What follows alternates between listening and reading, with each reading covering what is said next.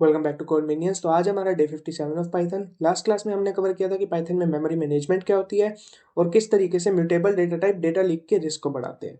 तो आज हम कवर करने वाले हैं कि पाइथन में मेमोरी फ्री कैसे की जाती है।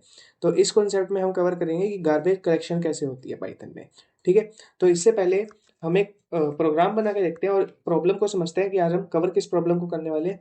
अगर मैं नॉर्मली यहाँ पे एक लिस्ट बनाता हूँ, मान लो ये, ठीक है, और इसके बाद मैं क्या कर रहा हूँ, यहाँ पे डेफ मान लो ऐड कर रहा हूँ। ठीक है, और उसके बाद मैं यहाँ पे सिंपली ए डॉट अपेंड और उसके बाद वन कर रहा हूँ। ओके, तो अब मैं कभी भी ऐड कॉल करूँगा, अगर मैं बार बार ऐड कॉल करता जाता हूँ, ठीक है, और फिर मैं यहाँ पे प्रिंट करवाता हूँ ए को, तो इसको रन करके देखते हैं।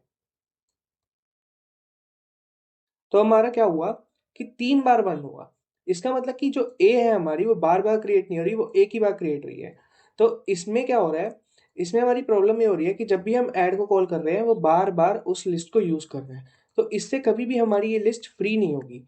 क्यों नहीं होगी, इसको समझने के लिए सबसे पहले एक चीज समझते हैं कि इसमें क्या हो रहा है। अगर एलिमेंट बढ़ता जा रहा है और फंक्शन बार बार कॉल हो रहा है, तो इसकी वजह से अगर हमारा लिस्ट की जो मेमोरी है वो फ्री ना हुई तो हमारी रैम भर जाएगी और प्रोग्राम स्लो हो जाएगा। ठीक है, इसकी वजह से क्रैश भी हो सकता है प्रोग्राम।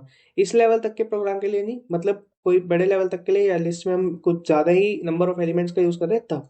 ठीक है, इसलिए हर लैंग्वेज में एक सिस्टम होता है जो अनयूज मेमोरी को क्लीन करता है, उसको कहते हैं गार्बेज कलेक्शन।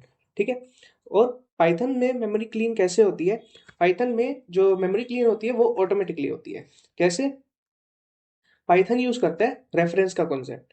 मतलब कि ये चेक करेगा कि एक वेरिएबल या एक वैल्यू जो है उस पर कितने नंबर ऑफ रेफरेंसेस है। अगर हमारा रेफरेंस काउंट 0 होगा तो तब जाके वो उसको डिलीट करेगा। ठीक है, अगर रेफरेंस काउंट 1 भी होगा तो वो उसको फ्री नहीं करेगा। तो पाइथन दो कॉन्सेप्ट को यूज करता है यहाँ पे। एक होता है रेफरेंस काउंट और एक होता है साइक्लिक गार्बेज कलेक्शन। ठीक है, तो यहाँ पे हम पहले समझते हैं रेफरेंस काउंटिंग को। रेफरेंस काउंटिंग, ठीक है, तो रेफरेंस काउंटिंग को समझने के लिए यहाँ पे हम क्या करते हैं, सिंपली एक लिस्ट बनाते हैं और उसके बाद हम क्या कर रहे हैं, बी को ए असाइन कर रहे हैं और सी को भी ए असाइन कर रहे हैं। तो यहाँ पे हमारे रेफरेंस काउंट कितने हैं, 3 रेफरेंस काउंट है, क्योंकि यहाँ पे एक ही लिस्ट ऑब्जेक्ट है हमारा ए, जिसपे बी भी पॉइंट कर रहा है और सी भी पॉइंट कर रहा है। ठीक है, तो ये मेमोरी फ्री नहीं होगी। मान लो ये एम्प्टी है लिस्ट, तब भी लिस्ट तो एग्जिस्ट कर रही है, तो मेमोरी फ्री नहीं होगी। तो इसमें क्या होगा, अगर मैं यहाँ पे डिलीट करता हूँ ए और फिर डिलीट करता हूँ बी, तो अब हमारा जो रेफरेंस काउंट होगा इसके बाद, बी को डिलीट करने के बाद, वो स्टिल अभी 1 रहेगा क्योंकि सी भी अभी एग्जिस्ट करता है।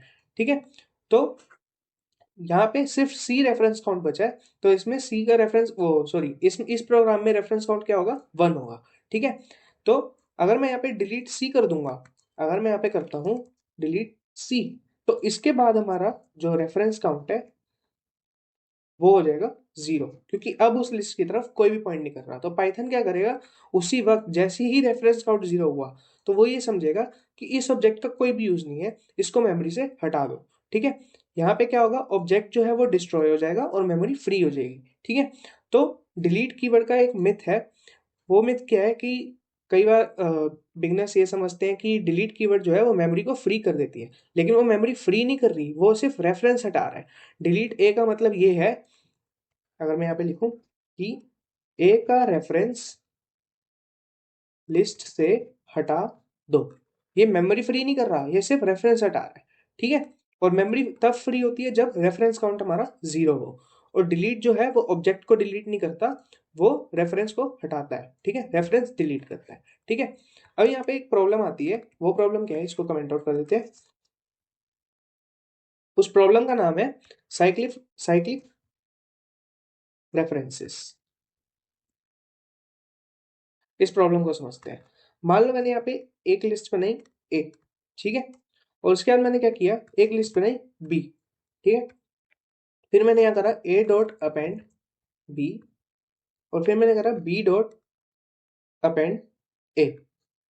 तो अब यहाँ हो क्या रहा है, तो यहाँ पे ए जो है वो अब पॉइंट कर रहा है बी में, ठीक है। एक सेकेंड, यहाँ पे एक काम करते हैं, कमेंट आउट कर देते हैं। ए जो है वो अब पॉइंट कर रहा है बी पे, और क्योंकि उसका रेफरेंस अब बी के साथ हो गया, क्योंकि इसका इन शॉर्ट मतलब ये है कि ए में बी लिस्ट को ऐड कर दो, और बी लिस्ट को ऐड करने के लिए उसको बी की लिस्ट की तरफ पॉइंट भी करना पड़ेगा, और यहाँ पे बी का जो रेफरेंस है वो हो गया ए के साथ, ठीक है। तो ए टू बी हो रहा है, बी टू ए हो रहा है, तो यहाँ पे रेफरेंस काउंट कभी भी जीरो नहीं हो सकता।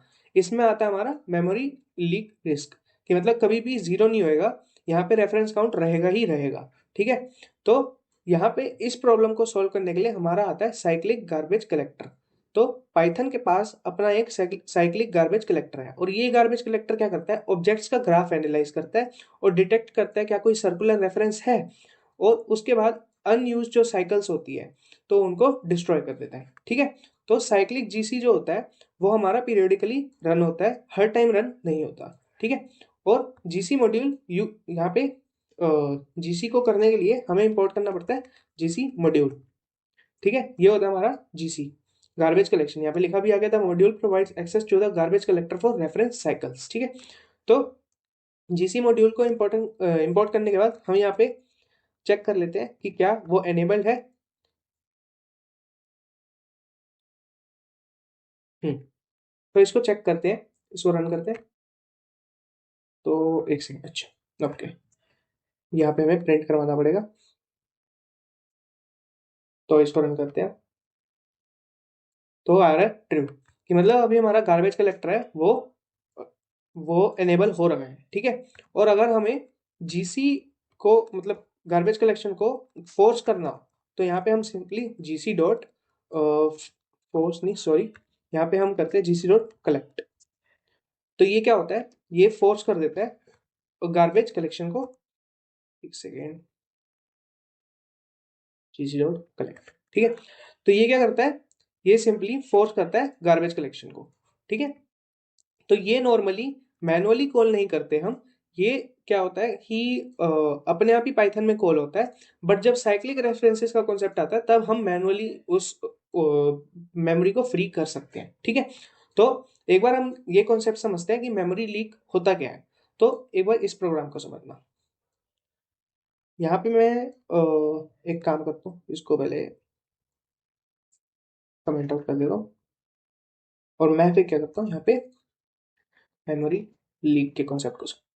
यहाँ पे सिंपली मैं एक लीक नाम से लिस्ट बना रहा हूँ, ठीक है। और फिर मैं यहाँ पे क्या कर रहा हूँ, यहाँ पे एक प्रोसेस नाम से फंक्शन बना रहा हूँ जिसमें मैं डेटा ले रहा हूँ, और ये डेटा हमारा अपेंड होगा इस लीक में, ठीक है। तो अब ये फंक्शन देखो, यहाँ पे लीक लिस्ट बनी जो कि ग्लोबल है, और ये प्रोसेस फंक्शन क्या कर रहा है, उसमें डेटा को अपेंड करे जा रहा है, ठीक है। तो यहाँ पे लीक जो है वो एक ग्लोबल लिस्ट है, और हर कॉल में हम डेटा को ऐड करते जा रहे हैं, और उसके बाद यहाँ पे क्या होगा, कभी भी डेटा क्लियर नहीं होगा, ठीक है। और मेमोरी जो होगी वो ग्रो होती जाएगी। इसमें गार्बेज कलेक्टर हमारा कुछ नहीं कर सकता, क्योंकि यहाँ पे रेफरेंस अभी तक बची हुई है, ठीक है। क्योंकि प्रोसेस फंक्शन के पास ग्लोबल जो हमारा वेरिएबल है लीक, उसका रेफरेंस अभी तक है, ठीक है। तो अब हम समझते हैं सर्कुलर रेफरेंस जो लीक होता है उसका कॉन्सेप्ट को, ठीक है। ये था हमारा नॉर्मल मेमोरी लीक। अब हमारा आता है circular reference, circular memory leak, circular reference leak, ठीक है। तो यहाँ पे हम सिंपली क्या करते हैं, एक क्लास बना रहे हैं ए, और इसके बाद हम क्या करते हैं, यहाँ पे इसका कंस्ट्रक्टर बना रहे हैं, ठीक है। और यहाँ पे सेल्फ कीवर्ड का यूज कर रहे हैं, और हम क्या कर रहे हैं, सेल्फ डॉट बी को यहाँ पे नन असाइन कर रहे हैं, ठीक है। अब एक क्लास बनाते हैं बी, और इसमें हम क्या कर रहे हैं, एक कंस्ट्रक्टर बना रहे हैं जिसमें सेल्फ कीवर्ड का यूज कर रहे हैं, और इसके बाद हम सिंपली यहाँ पे सेल्फ डॉट ए को नन असाइन कर देंगे, ठीक है। अब यहाँ पे हम ऑब्जेक्ट बनाते हैं ए का पहले, और फिर हम ऑब्जेक्ट बनाते हैं बी का, ठीक है। और यहाँ पे हम क्या करते हैं, ए डॉट बी मतलब ए की बी वैल्यू को ए असाइन कर देते हैं, और बी डॉट ए बी की ए वैल्यू को मतलब बी क्लास के ए वैल्यू को हम बी असाइन कर देते हैं। यहाँ पे कैप्स में नहीं आएगा, यहाँ पे स्मॉल में आएगा, ठीक है।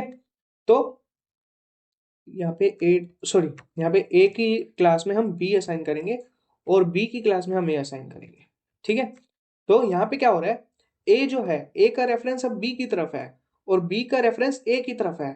ठीक है, तो इसी में ही यहाँ पे हमारा कॉन्सेप्ट आ गया क्लासेस में कि सर्कुलर रेफरेंस क्या होता है। ठीक है, और अगर ये ऑब्जेक्ट्स यूज के बाद भी कहीं रेफरेंस जाए तो मेमोरी लीक हो सकता है, क्योंकि गार्बेज कलेक्टर ऑटोमेटिकली मेमोरी को क्लियर नहीं करेगा। ठीक है, अब गार्बेज कलेक्शन करता क्या है, गार्बेज कलेक्शन मान लो एक सफाई वाला है, जैसे एक ऑफिस में बहुत सारे एम्प्लॉयज काम करते हैं और उसमें क्या हो रहा है कि सारे फाइल्स यूज हो रही हैं, तो उसके बाद एक सफाई वाला आएगा, वो देखेगा कि कोई ऐसी वेस्ट फाइल्स हैं या कोई अनयूज फाइल्स है जो यूज में नहीं आ रही, वो सीधा जाके उसको डस्टबिन में फेंक देगा।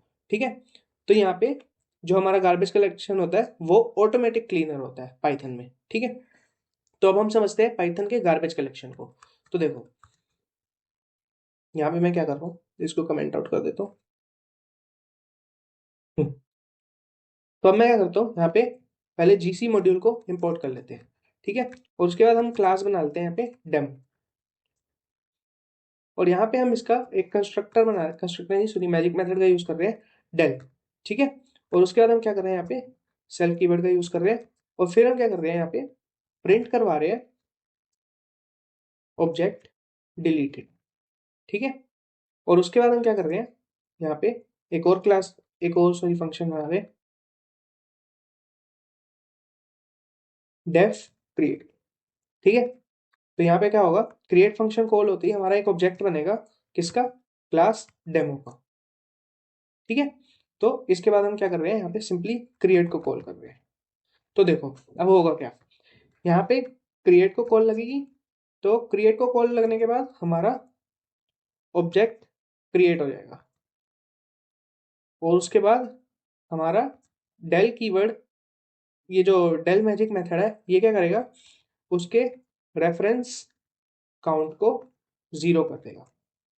ठीक है, ये जो हमने डेल बनाया, और उसके बाद सिंपली प्रिंट करवा देगा ऑब्जेक्ट डिलीटेड। इसको रन करके देखते हैं, तो हमारा आ गया ऑब्जेक्ट डिलीटेड, क्योंकि उसने क्या करा कि हमारा जो ऑब्जेक्ट बना था उसका स्कोप खत्म कर दिया, उसके रेफरेंस काउंट को 0 कर दिया, और गार्बेज कलेक्शन उसके बाद रेफरेंस काउंट जैसे ही 0 हुआ उसको डिलीट कर देता है। ठीक है, तो यहाँ पे हमारा प्रिंट हो गया ऑब्जेक्ट डिलीटेड। अब हम समझते हैं साइक्लिक रेफरेंस एग्जाम्पल में कैसे हम मेमोरी लीक प्रिवेंट कर सकते हैं।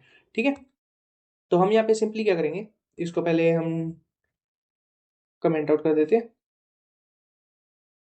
जीसी को भी कमेंट आउट कर देते हैं। तो अब हम सिंपली क्या करेंगे, यहाँ पे वापस से जीसी को इंपोर्ट करेंगे, और उसके बाद हम यहाँ पे क्लास बनाएंगे ए, और फिर हम यहाँ पे क्या करेंगे, def underscore underscore del underscore, उसके बाद सेल्फ कीवर्ड का यूज करके हम सिंपली प्रिंट करवा देंगे ए डिलीटेड। ठीक है, और उसके बाद हम क्या करेंगे, यहाँ पे क्लास बनाएंगे बी, और फिर हम क्या करेंगे, double underscore del double underscore, उसके बाद सेल्फ कीवर्ड का यूज करके हम सिंपली यहाँ पे प्रिंट करवा देंगे बी डिलीटेड। ठीक है, और उसके बाद हम सिंपली क्या करेंगे, यहाँ पे ए का एक ऑब्जेक्ट बनाएंगे, और फिर हम बी का एक ऑब्जेक्ट बनाएंगे। ठीक है, और फिर हम क्या करेंगे, यहाँ पे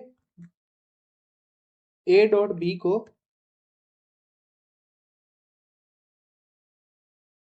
बी असाइन कर देंगे, और बी डॉट ए को यहाँ पे ए असाइन कर देंगे। ठीक है, और इसके बाद हम क्या करेंगे, यहाँ पे डेल कर देंगे ए को, मतलब डिलीट ए, उसके बाद डिलीट कर देंगे बी को। इसको रन करके देखते हैं, तो देखो आया ए डिलीटेड बी डिलीटेड, बट यहाँ पे हमें फोर्स करना पड़ेगा जीसी डॉट कलेक्ट को, ताकि जो है हमारा ये अपना गार्बेज कलेक्शन मैनुअली रन हो जाए, और उसके बाद जो रेफरेंस काउंट है वो 0 हो जाए। तो यहाँ पे रेफरेंस काउंट जो है वो 0 नहीं हो रहा automatically delete A delete B से, क्योंकि सर्कुलर रेफरेंस है यहाँ पे। यहाँ पे अगर देखोगे, यहाँ पे सर्कुलर रेफरेंस बना हुआ है, ए डॉट बी को हमने बी असाइन कर दिया, बी डॉट ए को ए असाइन कर दिया, तो यहाँ पे सर्कुलर रेफरेंस है। तो जीसी डॉट कलेक्ट क्या करेगा, साइकिल डिटेक्ट करी उसने, और फिर वो क्या करेगा, दोनों जो ऑब्जेक्ट्स होंगे वो क्लीन हो जाएंगे। ठीक है, कैसे, यहाँ पे जीसी डॉट कलेक्ट डिटेक्ट करेगा कि ए भी डिलीट हो चुका है, बी भी डिलीट हो चुका है, तो अब हम क्या कर सकते हैं, अब हम इसको मेमोरी से फ्री कर सकते हैं। तो जीसी इस तरीके से काम करता है। ठीक है, अब इसका रियल वर्ल्ड यूज केस कहाँ आता है, जब हमें सर्वर पे हमारा जो डेटा उसको क्लीन करना हो, या फिर हमारी बहुत सारी ऐप्स चल रही है उनको क्लीन करनी हो, तो इसमें हमारा जीसी का रोल आता है। और जीसी फेल कब होता है? जब जो है ऑब्जेक्ट हमारा वो ग्लोबल वेरिएबल से रेफरेंस हो। जैसे हमने ये वाला एग्जांपल देखा था, लिस्ट वाला हमारा एग्जांपल, ये इसमें क्या हो रहा है कि जो हमारा फंक्शन के अंदर वेरिएबल है ये हमारा ग्लोबल वेरिएबल को पॉइंट कर रहा है, ठीक है। तो और जो हमारा डेटा कैश मेमोरी में पड़ा होता है, कैश मेमोरी मतलब जो बहुत ही रिसेंट हमारा बार बार फ्रिक्वेंटली यूज हो रहा है उस मेमोरी में पड़ा होता है, तब हमारा ये जीसी फेल हो जाता है। और जब हमारा डेटा लिस्ट या डिक्शनरी में स्टोर्ड है, क्योंकि वही हमारा म्यूटेबल डेटा टाइप्स में आता है, ठीक है। तो मेमोरी लीक को प्रिवेंट करने के लिए हमें ग्लोबल डेटा को केयरफुली यूज करना चाहिए, सर्कुलर रेफरेंसेस को अवॉइड करना चाहिए, विथ स्टेटमेंट का यूज करना चाहिए। विथ स्टेटमेंट का क्यों यूज करना चाहिए वो हमने कॉन्टेक्स्ट मैनेजर में भी बात करी थी। लिस्ट और डिक्शनरी क्लियर करनी चाहिए जब हमारा सारा काम हो जाए। और जो हमारी इतनी ज़्यादा ऐप्स चल रही होती हैं उनमें अनयूज्ड ऐप्स को फ्रिक्वेंटली क्लियर करना चाहिए, ठीक है।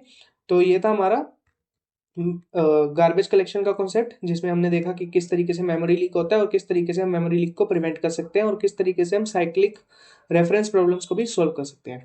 तो इतना था डे 57 में। और वीडियो पसंद आई तो वीडियो को लाइक करें, चैनल को सब्सक्राइब करें और कमेंट में जरूर बताएं अगर आपको किसी स्पेसिफिक टॉपिक पे वीडियो चाहिए हो तो मिलते हैं डे 58 में। तब तक के लिए thank you, bye bye, take care.